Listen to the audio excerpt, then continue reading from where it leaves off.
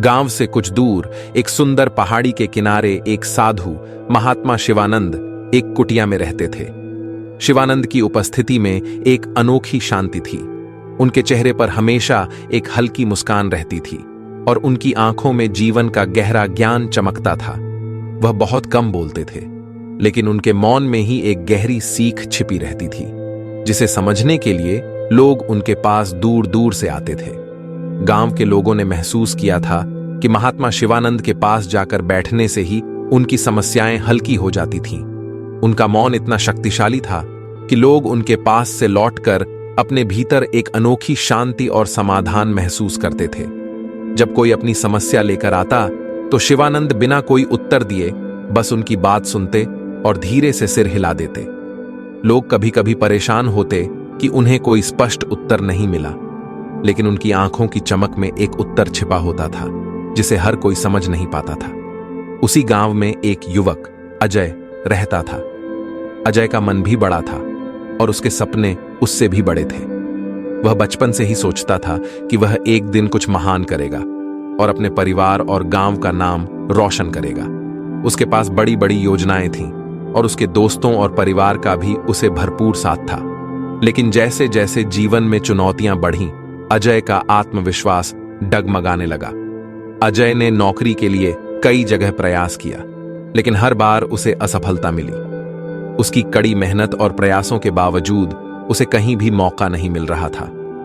धीरे धीरे वह खुद से सवाल करने लगा, क्या मैं वास्तव में योग्य नहीं हूं? उसके दोस्तों ने भी धीरे धीरे उससे दूरी बनानी शुरू कर दी। उसके परिवार के लोग भी, जो पहले उसकी पीठ थपथपाते थे, अब उसे देखकर चिंतित हो जाते थे। वह सोचने लगा कि शायद उसके लिए अब कोई रास्ता नहीं बचा है। एक दिन अजय ने गांव के कुछ बुजुर्गों से महात्मा शिवानंद की चर्चा सुनी। लोग कहते थे कि जो भी उनके पास जाता है उसे अपने जीवन का मार्गदर्शन मिलता है। अजय ने सोचा, शायद महात्मा जी मेरी समस्याओं का भी हल बता सकते हैं। अगले ही दिन वह महात्मा शिवानंद के कुटिया पर पहुंचा। कुटिया के बाहर एक बड़े पेड़ के नीचे महात्मा जी ध्यान में बैठे थे। उनके चेहरे पर वही शांत मुस्कान थी और उनकी आंखें आकाश की ओर टिकी थीं, जैसे वे किसी गहरे सत्य को देख रहे हों। अजय ने उनके सामने जाकर अपना सिर झुकाया और अपनी पूरी व्यथा उनके सामने रख दी। उसने बताया कि कैसे वह लगातार असफल हो रहा है, कैसे उसके दोस्त और परिवार उससे दूर हो गए हैं और अब उसे जीवन में कोई उम्मीद नजर नहीं आ रही है। महात्मा शिवानंद ने उसकी बात ध्यान से सुनी और कुछ देर तक मौन रहे। फिर उन्होंने मुस्कुराते हुए कहा, जैसे जीवन में सांस चाहिए वैसे ही लक्ष्य चाहिए। अजय ने यह सुनकर चौंकते हुए पूछा, गुरुदेव, मैं समझा नहीं, सांस और लक्ष्य का क्या संबंध है? महात्मा शिवानंद ने धीरे से कहा, कल सूरज उगने से पहले नदी के किनारे मिलो। अजय को यह बात समझ नहीं आई, लेकिन उसने सोचा कि शायद गुरुजी अगली सुबह उसे कुछ और स्पष्ट बताएंगे। अगले दिन अजय सूरज उगने से पहले ही नदी के किनारे पहुंच गया। वहां महात्मा शिवानंद पहले से ही मौजूद थे। उन्होंने बिना कुछ कहे नदी की ओर चलना शुरू कर दिया। अजय भी उनके पीछे पीछे चलने लगा। दोनों धीरे धीरे गहरे पानी की ओर बढ़ने लगे। जब पानी अजय के गले तक पहुंच गया, तभी अचानक महात्मा शिवानंद ने अजय को पकड़कर उसे पानी के अंदर डुबो दिया। अजय अचानक हक्का बक्का हो गया और पानी के अंदर झटपटाने लगा। उसकी सांसें रुकने लगीं और वह पूरी ताकत से बाहर निकलने की कोशिश करने लगा, लेकिन महात्मा शिवानंद ने उसे और नीचे धकेल दिया। जब अजय लगभग बेहोश होने की स्थिति में पहुंच गया, तभी महात्मा जी ने उसे बाहर खींच लिया। अजय हांफते हुए किनारे पर आ गिरा। महात्मा शिवानंद ने शांत स्वर में पूछा, जब तुम पानी के अंदर थे तब तुम्हें सबसे ज्यादा किस चीज की जरूरत महसूस हुई? अजय ने हांफते हुए कहा, सांस। मुझे सिर्फ सांस चाहिए थी। महात्मा शिवानंद मुस्कुराए और बोले, यही जीवन का सबसे बड़ा सत्य है।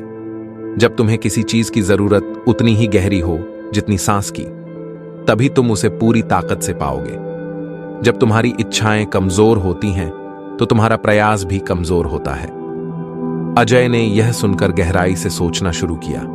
उसे समझ आया कि उसने जीवन में अब तक जो भी किया वह आधे मन से किया। उसने कभी पूरी ताकत से प्रयास नहीं किया।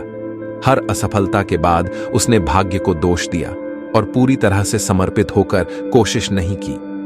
उस पल में अजय ने ठान लिया कि अब वह अपने लक्ष्य के प्रति पूरी तरह समर्पित होगा। उसने अपनी सोच बदलने का निश्चय किया और जीवन में पहली बार एक सच्चा, गहरा लक्ष्य तय किया। अजय ने अपना पहला कदम उठाया। उसने अपनी रुचियों और क्षमताओं को ध्यान से देखा और विचार किया कि वह किस क्षेत्र में अपने सपनों को पूरा कर सकता है। काफी सोच विचार के बाद उसने अपने गांव की पारंपरिक खेती को अपनाने का निर्णय लिया। वह अपने गांव के सबसे अनुभवी किसानों के पास गया और उनसे खेती की नई नई तकनीकें सीखी। अजय ने धीरे धीरे खेती की बेहतर विधियों को अपनाना शुरू किया। उसने न केवल मेहनत की बल्कि खुद को अनुशासित और समय का प्रबंधन करना भी सीखा। वह रोज सुबह सूरज की पहली किरण के साथ खेत में जाता और दिन भर मेहनत करता। अजय ने अपनी असफलताओं को अब एक नए नजरिए से देखना शुरू किया। वह हर असफलता से सीख लेता और उसे सुधारने का प्रयास करता। उसने अपने डर और कमजोरियों का सामना किया और उन्हें पार किया। कुछ समय बाद उसकी मेहनत रंग लाई। उसकी फसलें बेहतर होने लगीं और उसे अच्छा मुनाफा हुआ। धीरे धीरे अजय की मेहनत ने उसे गांव के एक सफल किसान के रूप में स्थापित कर दिया। वह अब अपने परिवार की आर्थिक स्थिति को सुधारने में सक्षम हो गया। उसकी कहानी गांव के अन्य युवकों के लिए भी प्रेरणा बन गई। अजय ने अपनी सफलता को केवल अपने तक सीमित नहीं रखा। उसने गांव के अन्य युवकों के साथ मिलकर एक समूह बनाया जो खेती की नई नई तकनीकों को सीखता और अपने गांव के किसानों को सिखाता। इस प्रयास से गांव के सैकड़ों किसानों की स्थिति में भी सुधार हुआ और उनकी फसलें बेहतर हो गईं। अजय ने अपने गांव में एक स्कूल भी खोला जहां गरीब बच्चों को मुफ्त शिक्षा दी जाती थी। वह अपने अनुभवों को बच्चों के साथ साझा करता और उन्हें बताता कि असफलता से घबराने की बजाय उसे एक सबक के रूप में लेना चाहिए। वह बच्चों को सिखाता कि सच्ची सफलता मेहनत, समर्पण और धैर्य से आती है। कुछ साल बाद अजय फिर से महात्मा शिवानंद के पास गया। महात्मा जी ने उसे देखकर मुस्कुराया और पूछा, तुमने क्या सीखा? अजय ने गर्व से कहा, गुरुदेव, मैंने सीखा कि जब किसी चीज की आवश्यकता गहरी हो तब उसे पाने के लिए हर संभव प्रयास करना चाहिए।